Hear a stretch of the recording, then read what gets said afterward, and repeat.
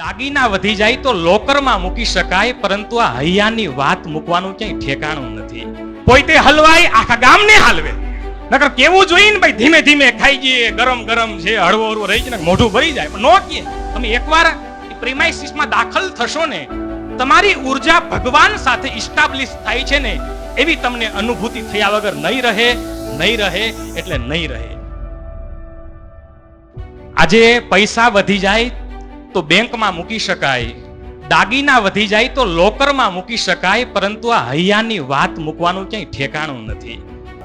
કે પાદર ગયું પનિહારી ગઈ, ગયા પાણીના બેડા, ઈ લાજ ગઈ ભેડી લજ્જા ગઈ, અરે ગયા કઠણ કેડા. ઈ સાત ભવનો છોડ સખી, આ ભવમાં નોરીએ ભેડા, ઈ ક્ષણભરના આવેશમાં કેટલા થાય છે છૂટા છેડા, કેટલા થાય છે છૂટા છેડા. મિત્રો, આજે નાની નાની વાતમાં માણસો અલગ પડી જાય, નોખા પડી જાય, છૂટા છેડા લઈએ છે. આપણે બધા એના સાક્ષી છીએ. જે ભાઈ બેન નાના હોય ત્યારે એક દિવસમાં 5 વખત રિસાઈ જાય અને 5 વખત રાજી થઈ જાય. એના ઈ ભાઈ બેન મોટા થાય અને એકવાર રિસાઈ જાય એટલે ડાયરેક્ટ એકબીજાની સ્મશાન યાત્રા સુધી બેને મળી શકતા નથી. 3 પરિવારનો સભ્ય હોય, 3 ભાઈઓનો સભ્ય પરિવાર હોય, એક ભાઈના પત્ની પિયર જતા હોય, પોતાના સંતાનને તો સાથે લઈ જાય, પણ સાથે સાથે પોતાના જેઠના દીકરાને, પોતાના દેરના દીકરાને પણ સાથે લઈ જાય. દીકરાઓ હાલો મામાના ઘરે આટો મારતા આવી. આજે આપણે સંયુક્ત પરિવારની જે ભાવના હતી એ ક્યાંક આજે આપણને ઝાંખી પડતી હોય એવી અનુભૂતિ થતી હોય છે. શા માટે સંપેલો ગુરુકુલ પરિવાર? એટલા માટે કે ગુરુકુલ આ પરિવારમાં જે સંતો છે, જે શિક્ષક મિત્રો છે, જે હરિભક્તો છે, જે વિદ્યાર્થીઓ છે, એ તમામ પ્રેમના તાતણે બંધાયેલા છે. આ ગુરુદેવ શાસ્ત્રીજી મહારાજે આ ગુરુકુલ ગંગોત્રીનું અવતરણ કર્યું રાજકોટમાં, પણ ઈ ગુરુકુલ ગંગોત્રી ત્યાં સુધી સીમિત ન રહી, પણ આજે ગુજરાતમાં, આજે ભારતમાં, સમગ્ર વિશ્વની અંદર સમગ્ર માનવ જાતને આ ગુરુકુલ ગંગોત્રી પાવન કરી રહી છે. આ સંતો હરિભક્તો વચ્ચે આત્મીયતાની આ બહુ મોટી સાબિતી છે. કારણ કે આત્મીયતા ન હોત ને તો સંપ ન હોત, અને જ્યાં સંપ ન હોય ને ત્યાં પ્રગતિ ન હોય. આજે રાજકોટ ગુરુકુલનો 51 જેટલી શાખા સંસ્થાનો પરિવાર છે. આજે પોણા 300 ઉપરાંત સંતોનો ગંગાની ધારા જેવું પવિત્ર જીવન જીવનાર એ સંતોનો પરિવાર છે. હજારો હરિભક્તોનો પરિવાર છે. અરે 1.25 લાખ કરતા પણ વધારે ભૂતપૂર્વ વિદ્યાર્થીઓનો પરિવાર છે. 35,000 જેટલા વર્તમાન વિદ્યાર્થીઓનો પરિવાર છે. 11,000 જેટલા સ્વયંસેવકોનો પરિવાર છે. અને મિત્રો, આટલા મોટા પરિવારનો જો કોઈ આધાર હોય તો આજે મને તમને જેમના દર્શન થાય છે એ સંતો છે. એ સંતો દ્વારા આટલા મોટા ગુરુકુલ આત્મીય પરિવારનું ઘડતર થઈ રહ્યું છે.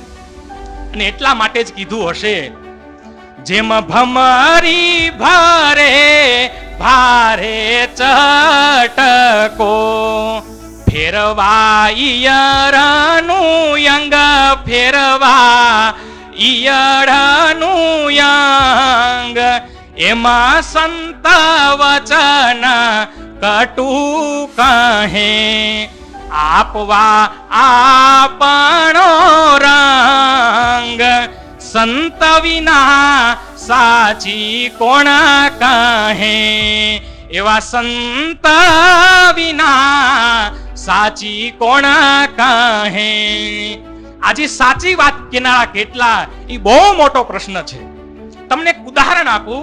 આપણે બધાને ખબર હશે, પેલા પંગતમાં જમવા માટે બેસતા, થાળી વાટકા બધી વાનગીઓ પીરસવામાં આવતી.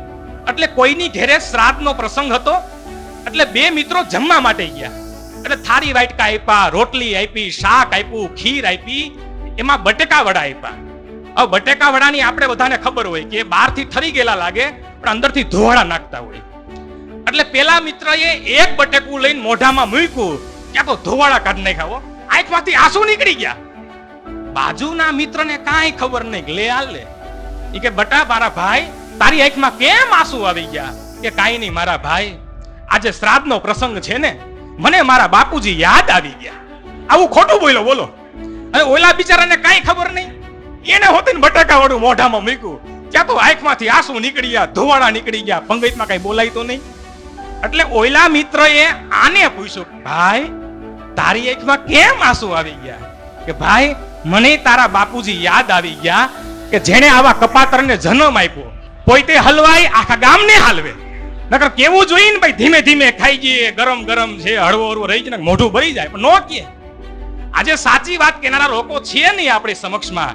પૂજ્ય મોટા સ્વામી ઘણીવાર એવું કે એક સાચો મિત્ર ગોતવો હોય ને તો અડધી જિંદગી વહી જાય તોય કદાચ મળે ન મળે તો આપણું કાંડું પકડીને ભગવાન સુધી પહોંચાડે એવા સંતો કેવી રીતે આસાનીથી આપણે મળી જાય. મારી છેલ્લી વાત પૂરી કરીને મારી વાત વક્તવ્ય પૂરું કરીશ. આજે આપણી વચ્ચે જે સંતોની ઉપસ્થિતિ છે, પોણા 300 ઉપરાંત સંતો છે. વાલા ભક્તજનો, સ્વામિનારાયણ ભગવાને જે દિવ્ય પરંપરા આપી, જે દિવ્ય સિદ્ધાંતો આપ્યા, એ સિદ્ધાંતોને વળગી રહી અને સારધાર જીવન જીવનારા આ સંતો છે. એનાથી વિશેષ આપણે શું જોઈએ? સારા એ ભૂમંડળ ઉપર આપણને જોવા ન મળે એવી પવિત્ર દિનચર્યામાં જીવન જીવનાર આ સંતો છે. એનાથી વિશેષ આજે આપણને શું જોઈએ? એક માવતર બની આપણને હૂંફ આપે, આપણને પ્રેમ આપે, ક્યારેક નાના મોટા નુકસાન થયા હોય, એવા સંકટ આવ્યા હોય તો આપણને હિંમત આપે. આવા માવતર તુલ્ય આપણને સંતો મળ્યા. વિશેષ આપણે શું જોઈએ? આજે ઘણાને ચિંતા હોય કે મારા મર્યા પછી મારી પેઢીનું શું થાય? એલા ભાઈ, તારા મર્યા પછી તારું શું થાય ઈ કોઈ દી ચિંતન કર્યું છે? ત્યારે અગાઉથી એંધાણ આપી અને ડંકો વગાડી અને ભગવાનના ધામ સુધી પહોંચે એવા પાવનકારી સંતોની આપણી વચ્ચે ઉપસ્થિતિ છે. એનાથી વિશેષ આપણને શું જોઈએ? કદાચ ઘણા વ્યક્તિઓને ખબર નહીં હોય, આ સંતો જે ભગવી ચુંદડી ધારણ કરે ને, આમ તો ચુંદડી ધારણ કરવી બહુ અઘરી હોય છે, પછી એમાં જિંદગી પૂરી કરવી ને એ એનાથી અઘરી હોય છે. એકવાર જે જન્મભૂમિ છોડી દીધી પછી ત્યાં જવાનું ન હોય. એક લાકડાના પત્તરમાં એમાં જમવાનું, એમાં રોટલી, એમાં શાક, એમાં ખીચડી, ઉપરથી મુઠ્ઠીભર પાણી ભરીને એમાં નાખવાનું અને મિક્સ કરીને ખાવાનું. આપણે વિચાર કરવો જોઈએ, આપણે ઘેરે જમતા હોય, થાળીમાં રોટલી આપે ને શાક આપે, એ શાકનો રસો ખાલી રોટલીને ટચ કરી જાય ને મોટું ધીંગાણું થઈ જાય. મારે આ નહીં આવે, બાકી મજા નહીં આવે. આ બધું તો થાકી પાકીને અમે ઘેરે આવ્યા હોય. ત્યારે આ સંતો લાકડાના પત્તરમાં બધું મિક્સ કરીને જમે. એટલું નથી, અત્યારે ચાતુર્માસનો સમય ચાલે છે. કેટલાય સંતોને ધારણા પારણાના નિયમ છે. ધારણા પારણા એટલે એક દી કામ કરો ને એક દી હુઈ જવાનું, એવું? પ્રેમથી બોલો જય સ્વામિનારાયણ. એક દી પ્રસાદ લેવાનો અને એક દી ઉપવાસ, મતલબ કે ખાલી પાણી ઉપર. કેટલાય સંતોને માત્ર એક ટાણા છે. એક ટાણા એટલે દિવસમાં માત્ર એક વખત જમવાનું. કેટલાય સંતોને પયોવ્રત છે, મતલબ કે મહિનામાં 21 દિવસ સુધી માત્ર દૂધ ઉપર રહેવાનું, 2 ગ્રામ મોઢે માત્ર 1 ગ્લાસ લેવાનો. કેટલાય સંતોને માસોપવાસ છે. માસોપવાસ એટલે આખો મહિનો માત્ર પાણી ઉપર, લીંબુ શરબત ઉપર જીવન જીવવાનું, અન્નનો એક કણી કોઈ નહીં લેવાનું. કેટલાય સંતોને કીડી ચાંદ્રાયન, જવ ચાંદ્રાયન, ઋષિ ચાંદ્રાયન, દંડ ચાંદ્રાયન, આટલા વ્રત ધારણ કરનારા આ સંતો છે. ક્યારેક એની નજીક જાજો. ઘણીવાર મનીષભાઈ કહેતા હોય છે, કોઈ વિશે ધારતા પહેલા એને પૂછતા શીખો, નજીક જતા શીખો, એની સાથે રહેતા શીખો. ત્યારે વાલા ભક્તો, આજે હોલમાં કેપેસિટી ફૂલ થઈ ગઈ છે. આટલી મોટી સંખ્યામાં આપ બધા ઉપસ્થિત છો. મારી કરબદ્ધ એટલી છેલ્લી મારી પ્રાર્થના કે વીકમાં જ્યારે પણ તમને સમય મળે ને એકવાર ગુરુકુલ જાજો. આજે હું મારો ઉતારો ગુરુકુલ મેં લીધેલો, ત્યારે કેટલા બધા શહેરના લોકો ત્યાં આવે છે, દર્શન કરે છે. તમે એકવાર પ્રીમાઇસીસમાં દાખલ થશો ને, તમારી ઉર્જા ભગવાન સાથે ઇસ્ટાબ્લિશ થાય છે ને, એવી તમને અનુભૂતિ થયા વગર નહીં રહે એટલે નહીં રહે. એકવાર એવો નિયમ લેજો કે વીકમાં મારે એક વખત ગુરુકુલ જાવું છે, મારે સંતોને મળવું છે, 2 મિનિટનો સમય કાઢી મારે એની સાથે વાત કરવી છે. આજે સમૂહમાં તો કેટલીક વાતો થાય, પણ ક્યારેક પર્સનલ મળજો. હું તમને કહું છું, તમને કોઈ દૂર જવાનું મન નહીં થાય. અને મિત્રો, આ ઘણી બધી આજે ચર્ચાઓ થઈ, એમાં અમુક ચિંતન મનન છે ને આપણે જાતે કરવાના હોય. ભગવાને આપણને દેહ આપી દીધો, શ્વાસ આપી દીધો, બધું રેડી સેટ કરી દીધું. હવે ચલાવવાનું કોને છે? કોને ચલાવવાનું છે? ત્યારે ભગવાનને પ્રાર્થના એટલી કરવાની કે અમારી કોઈ ચિંતા કરશો નહીં, રામ તમે નિરાતે સુઈ જજો શામળા, અહીંયા આવીને પડશે ઈ દેશું, એમાં તમને ક્યાં અમથા જગાડવા. કેમ કે તમારે તો કરોડ કરોડ ભક્તોની ભીડ, વળી પાછા માથેથી જોવાના દેવીને દેવલા, એમાં હું મારી ક્યાં વાર્તાયું માંડું અને ક્યાં કાઢું ઓરતના વેવલા. આપણું તો હાયલું છે, હાલી જશે, કઈક કરશું ને કઈક કરાવશું બાપલા, પણ અમારી કોઈ ચિંતા કરશો નહીં, રામ તમે નિરાતે સુઈ જજો શામળા, અહીંયા આવીને પડશે ઈ દેશું, એમાં તમને ક્યાં અમથા જગાડવા, એમાં તમને ક્યાં અમથા જગાડવા. આટલી વાત સાથે બધાને હેતપૂર્વક જય સ્વામિનારાયણ. જય સ્વામિનારાયણ.